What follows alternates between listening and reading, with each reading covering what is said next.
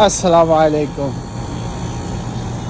এই যে এটার এসির রানিং প্রেসার হচ্ছে আপনার 60-এর কাছাকাছি। ঠিক আছে। আর এখানে হচ্ছে মূলত এম্পিয়ার একটু বেশি নিতে আছে, 8.2। এখানে লেখা আছে 8 এম্পিয়ার। তো মোটামুটি চলে। এই দেখতে পাচ্ছেন, আগে ঠান্ডা হয়নি, এখন মাশাআল্লাহ ঠান্ডা হইতেছে।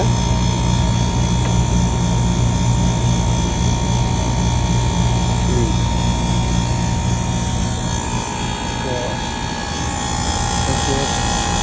ইয়া চলতেছে, ফ্যান চলতেছে, কম্প্রেসারও চলতেছে। এটা মূলত প্রবলেম ছিল গ্যাসের, গ্যাস লিকেজ ছিল এই যে সকেটটার মধ্যে। আলহামদুলিল্লাহ গ্যাস বলে দিলাম, এখন চলতেছে।